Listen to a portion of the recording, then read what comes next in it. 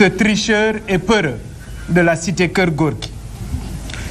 Je suis connu pour mes actions humanistes à travers le pays pour venir en aide à mes compatriotes. Où était Ousmane Sonko lorsqu'en 2012, je mobilisais 500 millions de francs CFA pour secourir les populations en détresse à cause des inondations, certainement dans les dossiers fonciers nébuleux de son ex-mentor poursuivi pour 8 milliards par la CRI. Mon engagement pour mon pays et pour mes compatriotes ne date pas d'aujourd'hui. Et je ne cherche pas, ni par le mensonge, ni par les manipulations, à verser du sang de la jeunesse pour accéder au pouvoir. Je suis un homme de vérité, de justice, un humaniste engagé pour les bonnes causes. C'est ce qui m'a conduit à la prison de Tamba. En moins de 2 mois, j'ai fait l'objet de 2 arrestations. C'est la preuve tangible que je fais l'objet de persécutions orchestrées par Ousmane Sonko et le PASTEF, dont je suis la cible principale. Ils tentent vainement à m'empêcher d'exercer pleinement mon droit en tant qu'opposant. J'ai été victime d'arrestations illégales, de détentions arbitraires, d'interdiction de circuler librement dans mon propre pays. Les restrictions ou la restriction qui m'a été injustement imposée reposait sur la seule volonté de l'autorité politique et non sur la loi. Cet acte politique était disproportionnel par rapport à la nature humanitaire de la mission de la délégation de la coalition Sàmm Sa Kàddu, qui consistait à secourir près de 60 000 citoyens sénégalais sinistrés dans le département de Bakel et abandonnés à leur sort. Le président de la République n'est jamais passé par cette route nationale.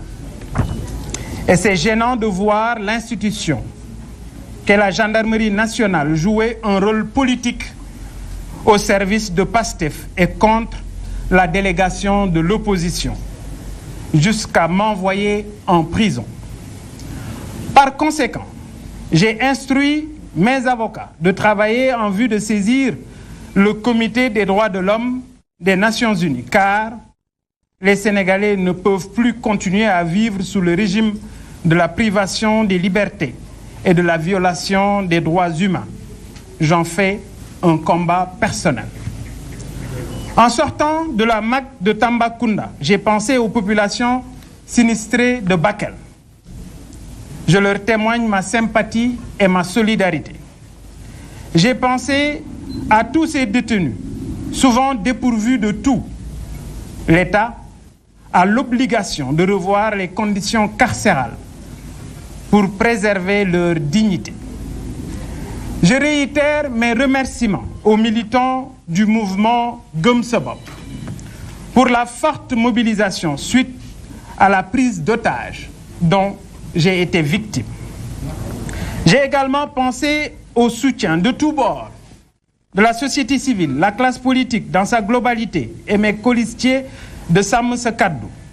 C'est le lieu d'exiger la publication des résultats de l'enquête demandée par le président de la République suite au saccage barbare du siège de notre frère, le député maire de Dakar, Barthélémy Diaz. Pour moins que ça, j'ai été violenté par des éléments de la gendarmerie, puis envoyé en prison pendant 12 jours. Alors, comment comprendre que Abass Fall, auteur de menaces politiques avec incitation d'usage d'armes de tout genre, qu'il soit libre jusqu'à présent? C'est l'effondrement de l'état de droit au Sénégal face à une justice partisane et à un sens unique. D'ailleurs, les ministres de la Justice et de l'Intérieur ont fini de créer un État pastéfien. Le chef de l'État, chef suprême des armées, Bassirou Diomaye Diakhar Faye, doit prendre ses responsabilités pour mettre un terme aux agissements de Ousmane Sonko contre les militaires et contre les opposants. Le Premier ministre doit cesser de parler des sujets relevant de la sécurité publique dans ses meetings. C'est de l'irresponsabilité tout simplement. Toutefois, nous tenons à dire aux Sénégalais qu'il n'y a jamais eu de rapport qui incrimine un général de l'armée. C'est faux. Tout comme il n'y a aucun compte bancaire contenant 1000 milliards. C'est également faux. Retenez juste que les mensonges d'hier